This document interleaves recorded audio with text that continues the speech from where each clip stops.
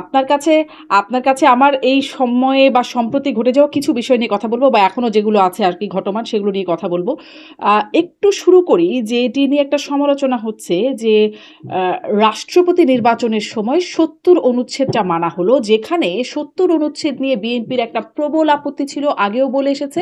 এমনকি নির্বাচনটা হবার পরেও স্বরাষ্ট্রমন্ত্রী এবং চিফ হুইপ দুজনই বলেছেন যে ৭০ অনুচ্ছেদ বাতিল করা হবে, কবরে পাঠিয়ে দেয়া হবে। কিন্তু নির্বাচনের আগের দিন আবার সবাইকে মনে করিয়ে দেয়া হলো যে দলের বিপরীতে ভোট দিলে সংসদ সদস্য পদ চলে যাবে, যেটি ৭০ অনুচ্ছেদে বলছে। তাহলে কি বিএনপির মনে, দুটো প্রশ্ন এখানে, বিএনপির মনে কি ভয় ছিল যে দলের বিরুদ্ধে ভোট যেতে পারে? এক। আর দ্বিতীয় প্রশ্নটি হচ্ছে বিএনপিকে সুবিধাবাদী আচরণ করলো যখন ৭০ অনুচ্ছেদটা কাজে লাগবে মানে রাখলো, পরেই আবার বলছে আগে পরে দুসময় বলছে বাতিল করে দেওয়া হবে। আপনাকে ধন্যবাদ। প্রশ্ন দুটো হলো, আমার মনে হয় প্রসঙ্গ তিনটা আচ্ছা। আমার কাছে মনে হয়েছে। একটি হচ্ছে ৭০ অনুচ্ছেদে বিএনপি যতক্ষণ পর্যন্ত ৭০ অনুচ্ছেদ আছে তখন ৭০ অনুচ্ছেদ মাথায় রেখেই মানে আপনাকে সামনের দিকে এগোতে হবে, এটা একটি। দুই নম্বর হচ্ছে, তাহলে বিএনপি কি ৭০ অনুচ্ছেদ অর্থাৎ যে সংস্কারের কথা বলেছিল সেখান থেকে সরে গেল কিনা? আর তিন নম্বর হচ্ছে, বিএনপি সংবিধান মানবে কি মানবে না? আমার কাছে আপনার প্রশ্নের জি। প্রেক্ষিতে এই তিনটি প্রসঙ্গ আমার সামনে এসেছে। আমার কাছে মনে হয়েছে যে সংবিধান এখনো পর্যন্ত পার্লামেন্টের সংশোধিত হয় না। তো যেহেতু সংশোধন হয় না, আর পার্লামেন্টের সংশোধন ছাড়া সংবিধানের পরিবর্তন আনার আর কোনো পথ নেই। তো যেহেতু সংবিধান সংশোধন হয় না, ৭০ অনুচ্ছেদ আছে। ৭০ অনুচ্ছেদ থাকলে ৭০ অনুচ্ছেদের বাইরে গিয়ে মাননীয় সংসদ সদস্যরা যদি ভোট দেন, অর্থাৎ দলীয় সিদ্ধান্তের বাইরে গিয়ে ভোট দেন, তাহলে তার সদস্যপদ থাকবে না। সেটি বিএনপির পক্ষ থেকে যখন হুইপ এটা স্মরণ করিয়েছে, তখন এটা অনেকের কাছে মনে হতে পারে তাহলে কি সংবিধান সংশোধন সংস্কারের যে প্রসঙ্গটা এসেছিল সেটা থেকে বিএনপি সরে দাঁড়ালো। আমার কাছে তা মনে হয়। আমার কাছে মনে হয় বিএনপি বারবার বলেছে সনদ, জুলাই সনদ সংস্কার এটা অক্ষরে অক্ষরে বিএনপি পালন করবে, কিন্তু মানে দ্রুত চলে এসছে সামনে রাষ্ট্রপতি নির্বাচন, বিধায় তাৎক্ষণিক বিবেচনায় তাকে নির্বাচন জনাব করতে হচ্ছে এবং শামসুজ্জামান তো খুব তো সংবিধানে। দ্রুত চলে আসলো না, এটা বিএনপি নিয়ে আসলো। মানে এমন তো না যে এই সময়ই রাষ্ট্রপতি নির্বাচনের মেয়াদ, মানে আগের রাষ্ট্রপতির মেয়াদ শেষ হয়ে গেছে, সময় শেষ, এখনই করতে হবে। মানে সেটা হলেও সেটা স্কেডিউলডই হতো, কিন্তু সেটাও না, বিএনপি ঠিক করলো যে নতুন রাষ্ট্রপতি ঠিক করবে, আগের রাষ্ট্রপতিকে বিদায় জানাবে। আবার মানে তারপরে তার আগে বিএনপি চাইলেই ৭০ অনুচ্ছেদকে সরাতে পারতো, 2/3 মেজরিটি আপনাদের আছে। আপনি যেভাবে দেখছেন আমার কাছে মনে হচ্ছে ভিন্নভাবে দেখারও সুযোগ আছে। এই রাষ্ট্রপতির তিনটি জামানা, হুম। আওয়ামী লীগ কর্তৃক নিয়োগপ্রাপ্ত, আর অন্তর্বর্তীকালীন সরকার 18 মাসে থাকা, আর বিএনপির 6 মাসের তাকে রাখা। এটা তো 1 মাসের মধ্যেই আমরা রাষ্ট্রপতিকে বিদায় করে নির্বাচন করতে পারতাম, কিন্তু আমরা অত দ্রুত যাই নাই। 6 মাসের মাথায় যখন রাষ্ট্রপতি নির্বাচন হয়েছে বা রাষ্ট্রপতি মনোনীত হয়েছে, তখনও যদি প্রশ্ন থাকে আমরা যদি আরো 2 বছর পরে করতাম, ওই একই প্রশ্ন থাকে। সেই কারণে বিএনপি তার পছন্দ মতো ব্যক্তিকেই রাষ্ট্রপতি করবে, এটাই তো স্বাভাবিক। ঠিক আছে, এবং এখানে কোনো প্রশ্ন নাই। কিন্তু পছন্দ মতো ব্যক্তিকে করলো, পছন্দ মতো সময়েও করলো। কিন্তু তার আগে চাইলেই বিএনপি পছন্দ মতো ভাবে তারা যেটা বলছিল ৭০ অনুচ্ছেদ বাতিল করে নিতেই পারত। কিন্তু নিল না। তার মানে কি এই কিনা, আমি প্রশ্নটা এরকম করছিলাম যে সুবিধাবাদী, যে যখন কাজে লাগবে তখন রাখলাম ৭০ অনুচ্ছেদটা, কাজ ফুরালে পরে বাতিল করে দেওয়া হবে। এটা তো ৭০ অনুচ্ছেদ তো 55 বছর ধরে সংবিধান প্রণয়নের পর থেকে আছে। এটা সুবিধাবাদিতার কোনো প্রসঙ্গ না। আর বিএনপি অ্যাবসলিউট মেজরিটি আছে। বিএনপি 17 অনুচ্ছেদ বাতিল করবেন এটাও বলে না। বিএনপি জামাত বা অন্যদের পারপাস প্রতিষ্ঠা করার জন্য তো ক্ষমতায় আসে না। বিএনপি তার বিএনপির নীতি, আদর্শ, কর্মসূচি এগুলো প্রতিষ্ঠা করার জন্যই আসছে। সেই কারণে 17 অনুচ্ছেদ 2টি সেশন হয়েছে, 3টি বা 4টি বা 5টে গিয়ে 17 অনুচ্ছেদ বাতিল হতেই পারে, না হওয়ার তো কোনো কারণ নাই। সেই জন্য আমার কাছে মনে হয়েছে এটা সুবিধাবাদীটার কোনো প্রশ্ন না। বিএনপি তার লক্ষ্য পূরণ করার জন্যই তার দীর্ঘদিনের সহকর্মীকে রাষ্ট্রপতি হিসাবে নির্বাচিত করেছে। বিএনপি তার লক্ষ্য পূরণে কখনো সংবিধানের আশ্রয় নেবে, আবার কখনো সংবিধান লঙ্ঘনও করা যেতে পারে, এরকম কি একটা অবস্থা? প্রশ্নটা এই কারণে করছি, ধরেন পররাষ্ট্র প্রতিমন্ত্রীর যে সেই নিযুক্ত পররাষ্ট্র প্রতিমন্ত্রী, তাকে জিজ্ঞাসা করা হয়েছিল তার বিদেশি নাগরিকত্ব বা দ্বৈত নাগরিকত্ব, ব্রিটিশ নাগরিকত্ব নিয়ে মূলত জিজ্ঞাসা করা হয়েছিল, সাংবাদিকরা প্রশ্ন করছিলেন। তিনি তখন আসলে তার বাংলাদেশি নাগরিকত্বের প্রমাণ দিলেন, কিন্তু বিদেশি নাগরিকত্ব নিয়ে কথা না বলে বলছেন কার এত জ্বালা, যে কাজ করতে দেবেন না। তিনি অবশ্য একটু হাসি তামাশার ছলেই বলছিলেন, কিন্তু তিনি এটি বলেছেন যেখানে সংবিধান বলছে যে আসলে বিদেশি নাগরিকত্ব থাকতে পারবে না এমপি মন্ত্রীদের। ফলে সেখানে কি বিএনপির একটু মানে আবারও সেই প্রয়োজন, সংবিধান প্রয়োজন হলে সংবিধানটা মানছি, প্রয়োজন না হলে তার বাইরেও যাওয়া যায়? এমন কোন তথ্য প্রমাণ আপনিও এইভাবে হাতে উঁচিয়ে একটা কাগজ দেখাতেই পারতেন যে উনার এই নাগরিকত্ব গ্রহণের কাগজ? যে সাংবাদিক প্রশ্ন করেছে সেও দেখাতে পারে না। আর যার নিয়ে কথা, তিনি তো বলেছেন তিনি বাংলাদেশি, তো তিনি তো নিজেকে দাবি করছেন। আর যারা তাকে দ্বৈত নাগরিক অথবা আরেকটা ভিন দেশের নাগরিক হিসাবে দাবি করছেন, এটা তো মৌখিক। এটার সপক্ষে যদি কোনো তথ্য প্রমাণ থাকতো, তাহলে যাকে নিয়ে বিতর্ক, যাকে নিয়ে বক্তব্য, তিনি বাধ্য হতেন, অথবা একটা মামলা করেও ধরুন তিনি বিদেশি তার মানে বিরুদ্ধে যুক্তরাজ্যেই তিনি বড় হয়েছেন, পড়াশোনা করেছেন, সেখানে প্রশাসনে কাজ করেছেন, যেখানে যেই কাজগুলো করতে তার নাগরিকত্ব থাকবার দরকার হয়, ফলে তার নাগরিকত্বটা ধরে নেওয়া যেতে পারে। কিন্তু তাকে যখন প্রশ্ন করা হলো তিনি কিন্তু বললেন ধরে না। নেওয়ার ব্যাপার তিনি না। কিন্তু বললেন না, মানে তাকে সংবিধানে তো সরাসরি প্রশ্ন করা হয়েছিল। না, সংবিধান অনুযায়ী ধরে নেওয়ার কোনো সুযোগ নেই। আপনি যদি ব্রিটিশ হন, তাহলে পরে ব্রিটিশরা অর্ধেক লেখা, অর্ধেক কনভেনশনে রীতিনীতি অনুযায়ী চলে। তাদের সংবিধান 100% লিখিত না, কিন্তু বাংলাদেশের সংবিধান 100% লিখিত। এখানে কনভেনশনটা একেবারেই নেই বললে চলে। হুম। সেই জন্য সংবিধানে যা উল্লেখ আছে বাংলাদেশ আইন অনুত, সেটাই করে। করে নেওয়ার যদি ব্যাপার আপনি বলেন, তাহলে আবার নতুন বিতর্ক সৃষ্টি হবে, শুরু হবে। আমার কাছে মনে হয় সাংবিধানিক ব্যাপারটা তো ধরে না নিয়ে পেপারটা বিতর্কটা শেষ না করে, যেমন আপনি বলছেন তিনি বাংলাদেশি, তাতে কিন্তু কারো কোনো সন্দেহ নাই যে তিনি বাংলাদেশি।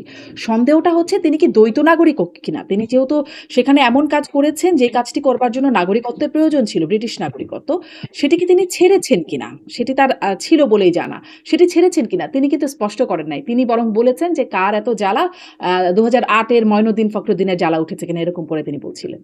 না, এই কথা তিনি বলেছেন, এই কথাটাকে সামনে না আনা থেকে উনি মন্ত্রী হয়েছেন একটা দেশে। একটা মানুষ একটা মন্ত্রী পর্যায়ে গেছে।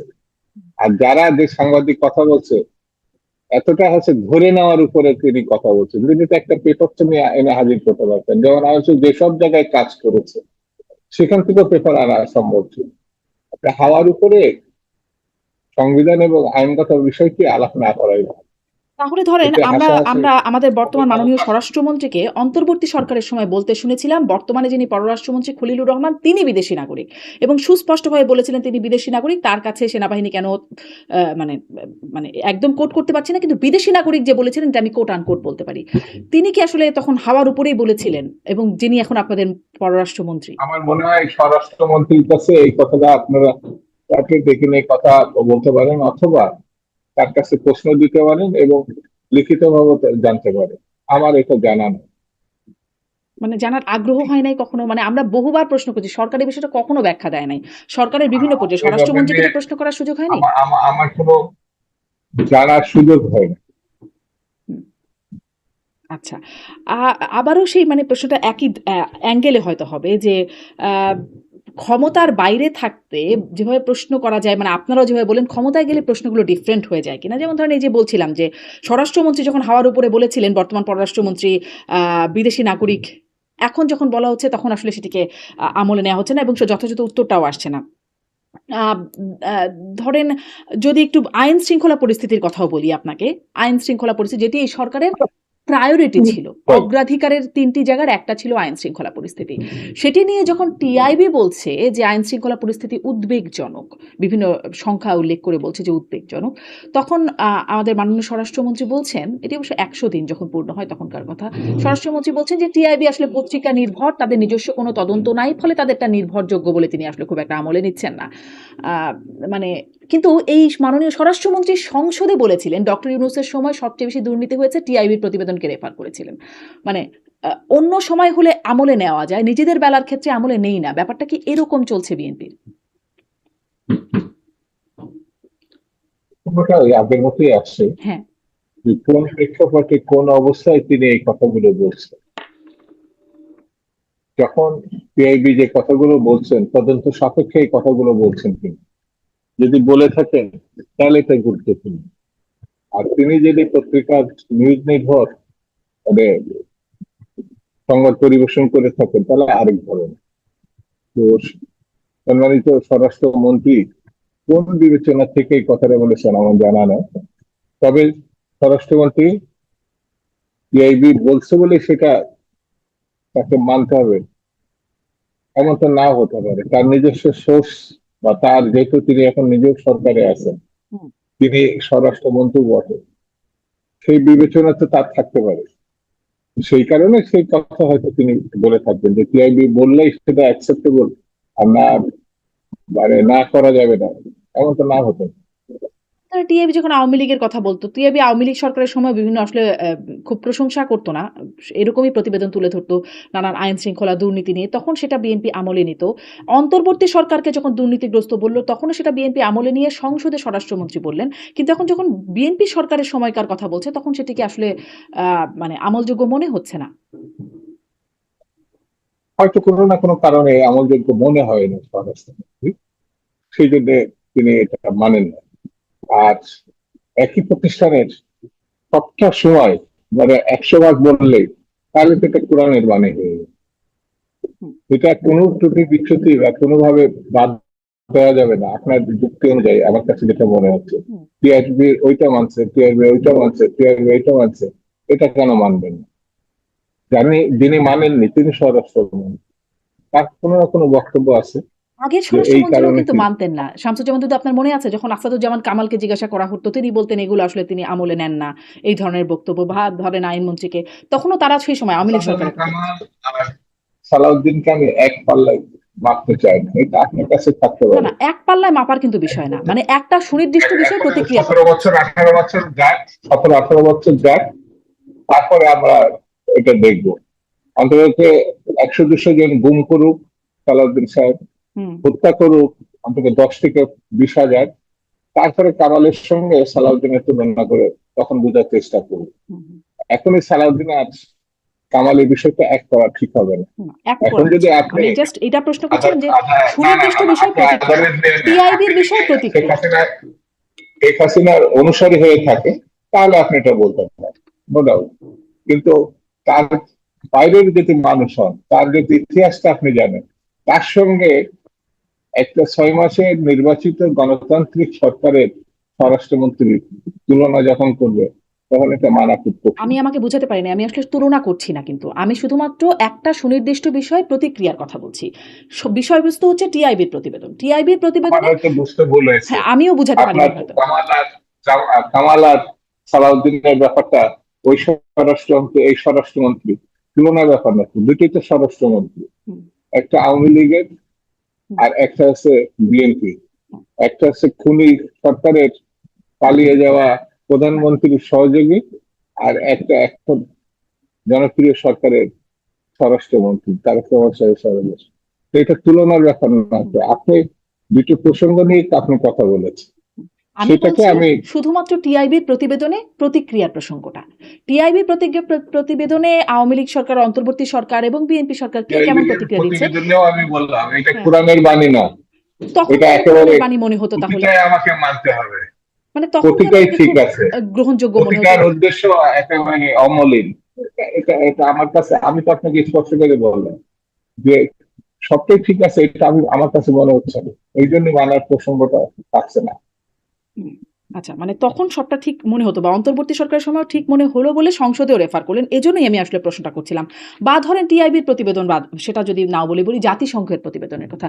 জাতিসংঘ বলছে যে বাংলাদেশে আল কায়েদার উপস্থিতি নিয়ে তারা উদ্বেগ প্রকাশ করছে। জাতিসংঘ নিরাপত্তা পরিষদে এই মানে তাদের প্রতিবেদনে এরকমটা বলছে। কিন্তু স্বরাষ্ট্রমন্ত্রী আসলে সেটিকেও আমলে নিচ্ছেন না। তার আগে অবশ্য তিনি বলেছিলেন যে জঙ্গিবাদ এটি আওয়ামী ফ্যাসিবাদী সরকারের একটা বয়ান, তাদের ন্যারেটিভ, এটি বাংলাদেশে জঙ্গিবাদ নেই।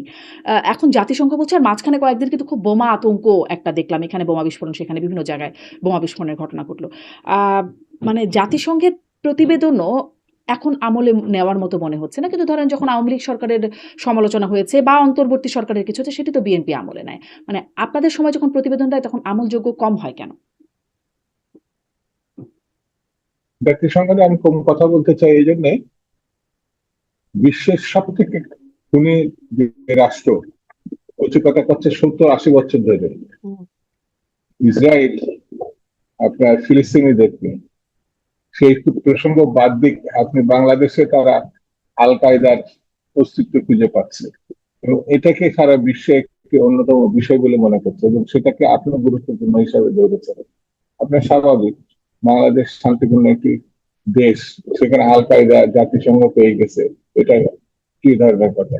তবে চট করে আমি মন্তব্য করছি না এই কারণে, জাতিসংঘ বলেছে, সরকারও এটা সিরিয়াসলি দেখার মতো বিষয়গুলো মনে করছে না।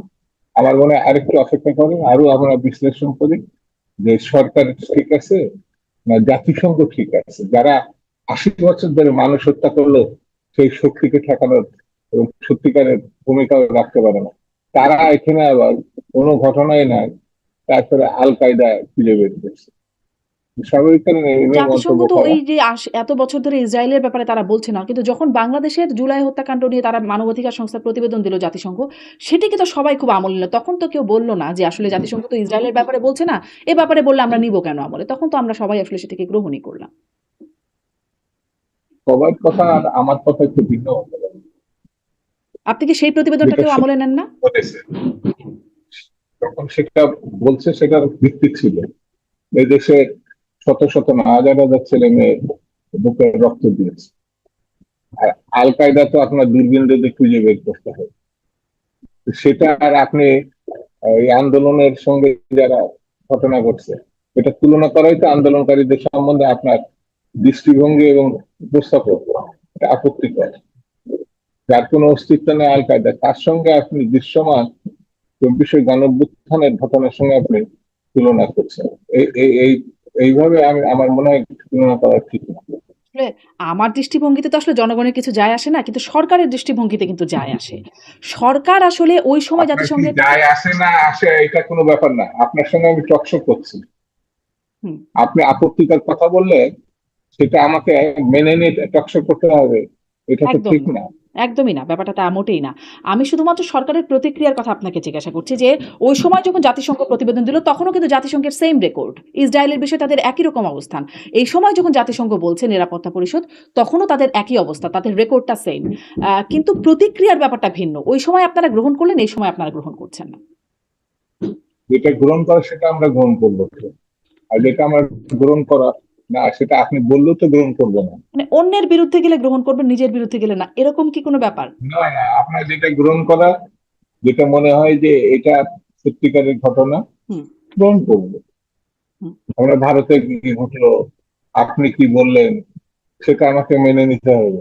আমি যেটা বলছি সেটাই সত্যি এবং সেটাকে আপনাকে মানতে হবে, আর না বললে, না মানলে প্রয়োজন নাই। হুম, মানে আপনি বাকিরা, আমাকে মানাবেনই, কোনো কারণ নাই তো। মানে জাতিসংঘ কি বলল, টিআইবি কি বলল, সেগুলো আসলে খুব মানার বিষয় না। আহ, আপনারা যেটা বলছেন সেটা ঠিক। এটার সঙ্গে বাস্তবতা আছে, যে কারণে মানুষ আমাদের ভোট দেয়, মানুষ আমাদের বিশ্বাস করে, স্বাভাবিক কারণে আমি আমি সেই দলকেই তো আমি সমর্থন দিব। হুম, আমি আওয়ামী লীগ নিষিদ্ধ হয়, আওয়ামী লীগের পক্ষে থাকে না, সেই দলকে তো আমি সমর্থন দিব না। জি। এই জায়গায় যদি আপনার সঙ্গে আমার ভিন্নতা থাকে, থাকতেই পারে। তা তো বটেই। আপনি গুমের কথা বলছেন যে এই সরকারের ৬ মাসে এত হয় নাই মানে মানে আমি যখন আইন শৃঙ্খলা পরিস্থিতির কথা বলছিলাম বা আগের স্বরাষ্ট্রমন্ত্রীর সাথে তুলনার প্রসঙ্গে আপনি একটু বলছিলেন। ধরেন এই আমাদের বর্তমান বিরোধী দলের পক্ষ থেকে বলা হচ্ছে যে ৫১২ জন এই ৬ মাসে গুম হয়েছে। অবশ্য স্বরাষ্ট্র আইনমন্ত্রী বলছেন যে একজনের অভিযোগ পাওয়া গেছে, সেই বিষয়ে খোঁজ খবর নেওয়া হচ্ছে। আ আ মানে অভিযোগগুলোর ক্রেডিবিলিটি নিয়ে একটু অসুবিধা হয়ে যাচ্ছে কিনা? আপনাদের এখন বলছেন ৫১২ জন। তখনও কিন্তু বিরোধী দল মানে আওয়ামী লীগের সময়ও বলেছে এরকম এত, এত গুম। আওয়ামী লীগ সেটাকে অস্বীকার করছে। এখন তারা একই রকমভাবে অভিযোগ করছে ৫১২ জন ৬ মাসে গুম হয়েছে। বিএনপি অস্বীকার করছে। বিএনপি বলছে একজনের ব্যাপারে অভিযোগ আছে। আবার ধরেন আমাদের মাননীয় স্বরাষ্ট্রমন্ত্রীও গুম হয়েছিলেন আওয়ামী লীগ আমলে। কিন্তু বিরোধী দলের পক্ষ থেকে বলা হয় যে সেই সময় শিলংয়ে বসে তিনি নুডলস খেতে, খেতে যখন তিনি গুমরত অবস্থায় শিলংয়ে বসে নুডলস খেতে, খেতে মিটিংয়ে অংশগ্রহণ করতেন। ফলে আ মানে একটা অভিযোগের ক্রেডিবিলিটি একটু প্রশ্নবিদ্ধ হয় কি? আমার মনে হয় কোথাও একটা ভুল হচ্ছে। আজকে আমি দেখেছি পত্রিকাতে ৫০১ গুমের বিষয়টি যে উল্লেখ করছে সে ভুল বলেছে। ৫১২ জন, হ্যাঁ। এখানে কোনো সম্ভবত এটা পত্রিকাতেও আছে, নিউজ এসেছে। তো স্বাভাবিক কারণে যেভাবে ৫০১ জনের কথা যে মুখে যে বলেছে, ঘুমের প্রসঙ্গ সে বলে না, সে অন্য কোনো ভাবে এটা ব্যাখ্যা করতে চাইছে। এটা আমি ঠিক এখন পরিষ্কার ভাবে সেই পত্রিকাটা হাজির করতে পারছি না, আজকে আমি দেখেছি। সেই জন্য আমার কাছে মনে হয়েছে দু একজন যে গুম হয় নাই অথবা নিহত হয় নাই, এটা আমি বলবো না। আইন শৃঙ্খলা পরিস্থিতি একেবারে চমৎকার, এটাও আমি বলছি। কিছু কিছু জায়গায় কিছু কিছু অসঙ্গতি আছে, কিছু কিছু জায়গায় হত্যাকাণ্ড আছে, নিহত হয়েছে। এটা তদন্ত সাপেক্ষে জেনে বুঝে কথা বলাটা আমার কাছে মনে হয় ঠিক হবে। এই কারণে যে আমি যে দলটি ক্ষমতা আছে আমি সেই দলেরই একজন সদস্য বা কর্মী। তাৎক্ষণিকভাবে না বুঝে আমার মনে হয় আমার পক্ষে বলা করতে। মানে ফলে সেই দলের বিরুদ্ধে যদি কিছু যায় বা সেই সরকারের বিরুদ্ধে যায় সেটিকে আসলে আমলে নেওয়াটাও কি আপনাদের পক্ষে কঠিন? বিরুদ্ধে মানে খুন হলে তো খুন হয়েছে, সেটা তো আপনাকে বললাম। তো এটা তো দলের বিপক্ষেই যায়, তাহলে আমি নিব না কেন? আচ্ছা। আপনার কাছে কি মনে হয় আসলে ১৮০ দিনের একটা সবাই বেশ একটা ইভ্যালুয়েশন করছে, মূল্যায়ন করছে যে কেমন হলো। আপনার কাছে আসলে আইন শৃঙ্খলার পরিস্থিতি কি মনে হয়? স্বরাষ্ট্রমন্ত্রী যেমন বলছেন আইন শৃঙ্খলা পরিস্থিতির অনেক উন্নতি হয়েছে। আসলে আপনার কাছে কি মনে হয়? আপনি একজন অনেক রাজনীতিবিদ, উন্নতি। একজন আমি নাগরিক।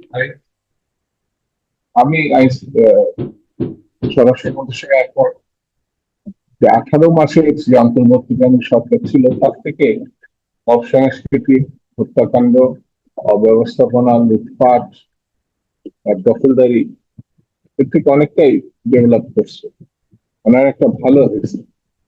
আর আওয়ামী লীগের তো সীমাহীন একটা ঘটনা 18 মাসের, 18 বছরের ছিল। সব বিবেচনায় এখনো পর্যন্ত এই তিনটে সময় বিএনপি অনেকটাই নিয়ন্ত্রণে আনছে। পুরোটা বলবো না, কিন্তু অনেকটাই নিয়ন্ত্রণে আসছে, তুলনামূলক ভাবে। তুলনামূলক ভালো। টিআইবির প্রতিবেদনটাকে অবশ্য আপনারা যে তারা বলছে উদ্বেগজনক সেটাকে আমলে না নিলেও পুলিশ সদর দপ্তরের যে প্রতিবেদন ধরেন সেখানে আ আ অন্তর্বর্তী সরকারের সময়ের শেষ ৬ মাস আর বিএনপি সরকারের ১ম ৬ মাসের একটা তুলনামূলক পর্যালোচনা আছে মানে পরিসংখ্যান আছে। ডাকাতি বা দস্যুতা অন্তর্বর্তীকালীন সরকারের শেষ সময় হয়েছে ১,২৮৮টি আর বিএনপি সরকারের ১ম ৬ মাসে ১,১৬৯ সংখ্যাটা মানে আপনি একটু খেয়াল করবেন খুব কাছাকাছি। খুন ১,৭৮০ আর আপনাদের সময় ১,৭৮৯। ছিনতাই ৪৬০, ৪০৫। নারী ও শিশু নির্যাতন ১০,০৯০, আপনাদের সময় ১১,১৬৫। অপহরণ ৫৬৩, আপনাদের সময় ৫১২। পুলিশের উপর হামলা ২৭৫, আপনাদের সময় ৩১৭। চুরি ৬,৭৭২, আপনাদের সময় ৬,৩৯৯। খুব কি আসলে মানে উন্নতি হলো? পরিসংখ্যান কি আপনাদের আপনি পরিসংখ্যানে কি তাই যেভাবে আপনি সবকিছু জোগাড় যন্ত্র করে টিআইবির কাছ থেকে আপনি নিয়ে আসছেন এবং বলার জন্য যেভাবে সাজাইছেন, এইটা পেপারসটা আমার কাছে থাকলে আমি ভালো করে বলতে পারবো।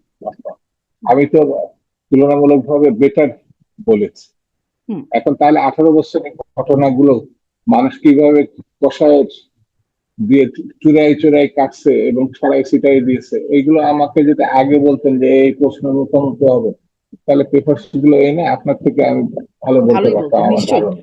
নিশ্চয়ই। আপনাকে আমি এজন্য একটু পাঠালামও যে আসলে দেখেন পুলিশ সদর দপ্তরের তথ্য। পুলিশ সদর দপ্তর তো আসলে সরকার মানে আপনাদের সরকার কাজ করছে, এটা টিআইবিও না, বেসরকারি কোনো সংস্থাও না। সরকারি সংখ্যানি যদি বলি, সেখানেই আসলে এই হিসাবটা। এটা কিন্তু আমি যেটা বললাম টিআইবির হিসাব বলি নাই।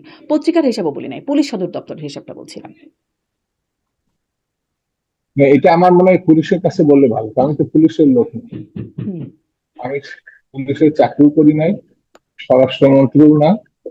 আর পুলিশের একজনকে দেখে আমার মনে হয় তাদের নিয়ে এই বিষয়গুলো আলোচনা করলে তারা আমার থেকে ভালো বলতে পারে। আপনার কাছে কি কারণ মনে হচ্ছে আমি তুলনামূলক কিভাবে মনে উন্নতি হয়েছে? সেটা কি আপনার মনে হচ্ছে? তুলনামূলকভাবে উন্নত হয়েছে, এটা আমি জানি।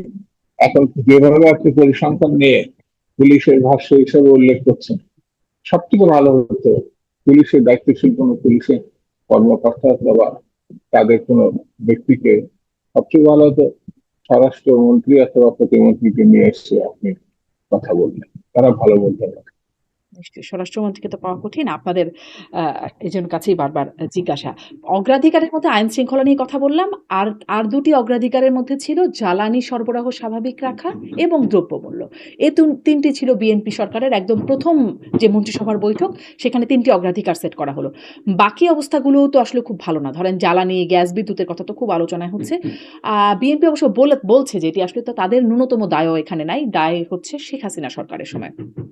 আম কিন্তু আমি এই প্রশ্নটা আপনাকে করতে চাই যে, শেখ হাসিনা সরকারের সময় কি হয়েছে সেটা তখনও আপনারা দেশে রাজনীতি করে আপনারা দেখেছেন যে এই বিষয়গুলোতে কি, কি সমস্যা।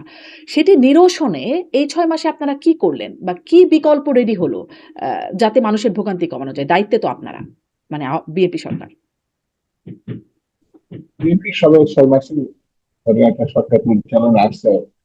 আমার ধারণা প্রত্যেক সরকারের ভালো মন্দটা ১-১.৫ বছর যাওয়া উচিত, তাহলে পরে ফিল্টার বিশ্লেষণ সে পারলো অথবা পারে না এই কথাগুলো বা সমালোচনাগুলো তখন করাটা স্নেহ হবে বলে আমার ধারণা। তবে মানে যতদিন থাকুক না কেন, সাধারণ মানুষ যখন ক্ষতিগ্রস্ত হবে, কষ্টে থাকবে, বিপদে থাকবে অথবা কোনো আতঙ্কের মধ্যে থাকবে, তখন 7 দিনের সরকার না 7 মাসের সরকার, এইগুলো খুব বড় হিসেবে দেখা যায়। সেই বিবেচনা থেকে মানে আরো ভালো করা উচিত ছিল, এতটুকু বলা যায়। যতটুকু হয়েছে তার থেকে আরো ভালো করা উচিত ছিল। সেই প্রস্তুতিটা সরকারের আগে নেওয়া উচিত ছিল, এই কারণে যে আওয়ামী লীগের পতনের পর এমন কোন শক্তি ছিল না যে বিএনপি ছাড়া তারা সরকার গঠন করবে। মানে কম বেশি ওটা জানাই গেছিল যে বিএনপি জিতবে এবং বিএনপি সরকার গঠন করবে। সেই হোমওয়ার্কটা সম্ভবত বিএনপি একটু কম করা হয়েছে এবং সেই প্রস্তুতিটা একটু কম নেওয়া হয়েছে, এতটুকু বলা যায়। কিন্তু বিএনপি করেই নাই বা কোনো উদ্যোগে নেয় নাই, এটা আমার কাছে ঠিক মনে হয়। মানে আপনি কি বলতে পারবেন কি উদ্যোগ আসলে নিল? আমি খুব খুঁজে উদ্যোগ দেখতে পাচ্ছি না যে গ্যাস বিদ্যুতের সংকট কমাতে মানুষকে কোনো বিকল্প মানে যেহেতু সংকটে মানুষ পড়েই গেছে তাহলে মানুষের হাতে বিকল্প কি? এখানে খুব বেশি উদ্যোগ কিছু দেখতে পাচ্ছি না। বরং শুনতে পাচ্ছি আমাদের মন্ত্রীরা বলছেন যে রাতারাতি সমাধান সম্ভব না। কিন্তু রাতারাতি তো মানুষকে কিছু না একটা সমাধান মানে গ্যাস বিদ্যুতের প্রাচুর্যতা না হলেও একটা বিকল্প তো থাকবে। তার জন্য তো কিছু দেখতে পাচ্ছি না। আসলে আছে কি যেটা আমরা দেখতে পাচ্ছি না? একেবারে আপনার কোনো আহ, জ্বালানি খাতে বিএনপি কিছুই করতে পারছে না এটা বলা ঠিক হবে না আমার বিবেচনা। বাংলাদেশে এমনিতেই এখন প্রাকৃতিক ভাবে গরমের সময় আপনার যদি 10 মিনিটও বিদ্যুৎ না থাকে, যে কোনো মানুষই কষ্ট পাবে, শিশু, অসুস্থ বা বৃদ্ধ মানুষটা তো আরো বেশি কষ্ট পাবে। সেই বিবেচনা থেকে 10 ঘন্টা, 10 মিনিট, 1 ঘন্টা যতটুকু সময় না থাকে কষ্ট হবে। কিন্তু একটা সরকার আসছে, জ্বালানি খাত খাস করে তাৎক্ষণিকভাবে পরিবর্তন করা যায় না।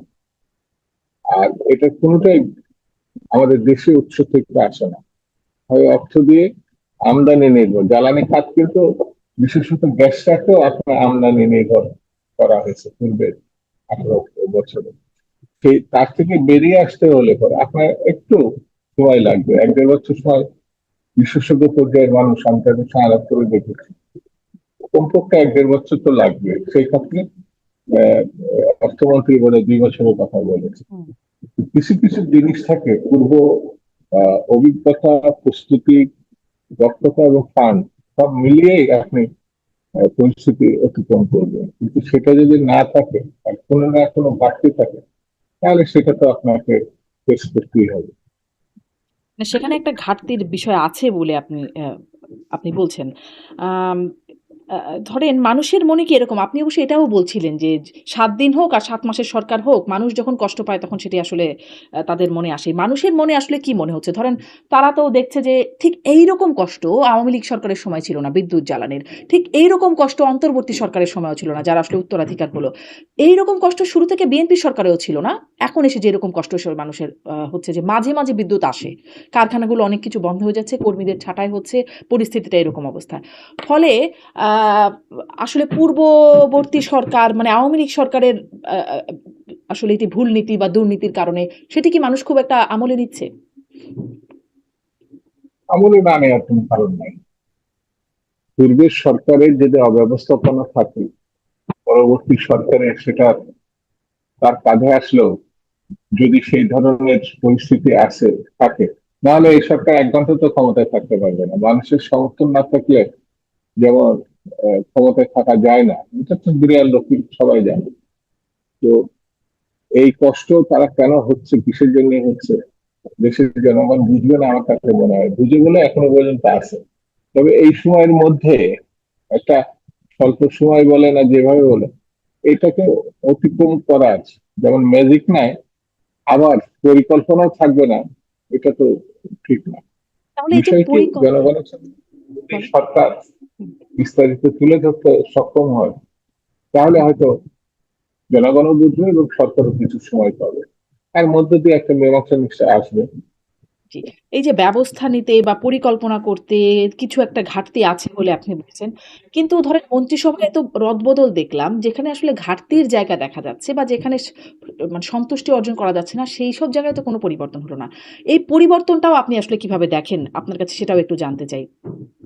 আপনার সরকার, আপনার দলীয় সরকারের মধ্যে যে পরিবর্তনটা হলো।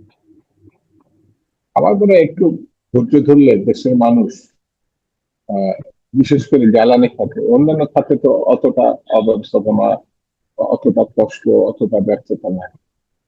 জ্বালানি খাতে যে অবস্থাটা দাঁড়াইছে সেটা কিছুদিনের মধ্যেই মীমাংসা হবে বলে সরকারের পক্ষ থেকে প্রত্যাশা করা হয়েছে। ২ বছর। আর এটা গ্রাজুয়ালি একটা স্টেপ বাই স্টেপ এটা কাটিয়ে উঠতে পারবে, এটা আমার কাছে মনে হচ্ছে। জি। শুধুমাত্র জ্বালানি সংকট মানে জ্বালানি খাত তো না, ধরেন আর আইন শৃঙ্খলা পরিস্থিতির কথাও যেটি বললাম বা দ্রব্যমূল্য, সেটিও আসলে একটার সাথে রিলেটেডই বটে। তবে দ্রব্যমূল্যের অবস্থাও খুব ভালো না, বাজার মূল্য। দ্রব্যমূল্য ভালো না এটা বলা যাবে না, যে একটি জিনিস যেটা বাড়ছিল অনেক কমছে। হুম, আইন শৃঙ্খলা বলতে একটু আগে শুরুতেই আমরা আলোচনা করলাম, হুম। আইন শৃঙ্খলার ক্ষেত্রে কিছু বক্তব্য আছে আর জ্বালানি খাতের বক্তব্য আছে। আমার মনে হয় তুলনামূলক ভাবে বাজার ব্যবস্থা ঠিক আছে, আর আইন শৃঙ্খলা ধীরে ধীরে উন্নতি হচ্ছে। জ্বালানি খাতটা যদি সামলে উঠতে পারে সরকার, তাহলে আমার মনে হয় বিতর্ক এড়িয়ে যেতে পারে। মানে থ্যাংক ইউ। জ্বালানি খাতটা ঠিক করতে পারলে। একটু এটা বলবেন যে তাহলে কিসের ভিত্তিতে এই রদবদলটা হলো? মানে কি কারণে বা কি প্রয়োজনে এই রদবদল হলো মন্ত্রিসভায়? মন্ত্রিসভা খুব বেশি রদবদল হয়েছে এটা আমার মানে কিছু মনে নতুন হয় না। সংযোজন হয়েছে ৫ জন এবং তথ্যমন্ত্রীর জায়গাটা পরিবর্তন হয়েছে। হ্যাঁ, নতুন কিছু ইয়ে আছে, এটা আমরা আপাতত প্রধানমন্ত্রীর কাছে ছেড়ে দিই। উনি এটা প্রয়োজন বোধ করেছেন, প্রধানমন্ত্রী হিসাবে তিনি এটা রদবদল বা পদায়ন করেছেন, এইভাবে আমরা দেখি। বরঞ্চ সামনে এর প্রতিক্রিয়াটা কতটা ভালো হয় বা কতটা মানুষের উপকারে আসে, তারপরে আমরা কথা বলতে পারি। না, কিন্তু কেন এই উদ্যোগটা, সেই প্রশ্নটাও তো আমরা করতে পারি যে এই মুহূর্তে এই উদ্যোগটা কেন হলো? ধরেন আরো কিছু বিষয় যেইসব মন্ত্রণালয় নিয়ে এত কথা হচ্ছে, স্বরাষ্ট্রমন্ত্রী তিনি একমাত্র সর্বে সর্বা, তার মানে মন্ত্রণালয়ের কোনো প্রতিমন্ত্রীও নাই। অন্যদিকে আহ, কিছু কিছু মন্ত্রণালয়ে তিনজন, মানে তিনটা মন্ত্রণালয়ে একটা মন্ত্রী, আবার কোথাও কোথাও একটা মন্ত্রণালয়ে তিনটা মন্ত্রী। মানে এই একটা প্রয়োজনীয় ভাবে কি কাজটা করা হলো কিনা, মানে শুধুমাত্র প্রধানমন্ত্রীর উপর ছেড়ে দিব, কেন হলো এটা আমরা বুঝতে চাইবো না? প্রধানমন্ত্রী একজন, কোন উপপ্রধানমন্ত্রী নাই, বিশাল স্বরাষ্ট্রমন্ত্রীও মন্ত্রিসভা আছে। একজন। হ্যাঁ, তো সেই ক্ষেত্রে বিতর্ক করলে করা যায়, তবে ওখানে প্রয়োজন পড়ে নাই। উনি এটা সামাল দিতে পারছেন বলে তার প্রতি বা উপমন্ত্রী আসে না, এভাবেও আমরা দেখতে পারি। জি। আহ, একদম শেষ প্রশ্নটা একটু এভাবে করি যে ভারত সফর, প্রধানমন্ত্রীর ভারত সফর, সেটা নিয়ে একটা বিতর্ক হচ্ছে, এখনো পর্যন্ত খোলাসা হচ্ছে না তিনি আসলে যাবেন কিনা। ডেটও নির্ধারিত হচ্ছিল, শোনা যাচ্ছিল, দুই দেশের পক্ষ থেকে আলোচনা হচ্ছিল, পরে দেখা যাচ্ছে যে সেই সময় হচ্ছে না। মানে বাংলাদেশের পক্ষ থেকে বলা হচ্ছে মানে সহায়ক পরিস্থিতি তৈরির কথা, যেখানে শেখ হাসিনাকে এবং তারা যারা পলাতক অবস্থায় আছেন তাদেরকে ফিরিয়ে দেওয়ার কথা। আসলেই কি বাংলাদেশ চায়, মানে বাংলাদেশ সরকার চাইছে যে শেখ হাসিনাকে ফিরিয়ে দেয়া হোক? আসলেই কি এটা চায় বাংলাদেশ সরকার? 55 বছরের পরে কোন দেশ এবং সেই দেশের সরকার অপরাধীদেরকে ফেরতের বিনিময়ে পরিস্থিতি স্বাভাবিক হবে, এটাই বলেছে।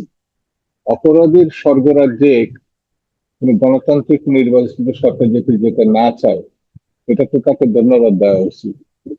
বরঞ্চ ভারত অপরাধীদের জায়গা দিয়ে এটা প্রমাণ করেছে যে ভারত গণতন্ত্রের কথা, স্বাধীনতার কথা যেভাবে বলে, তাতে সেখান থেকে বিচ্যুতি ঘটেছে।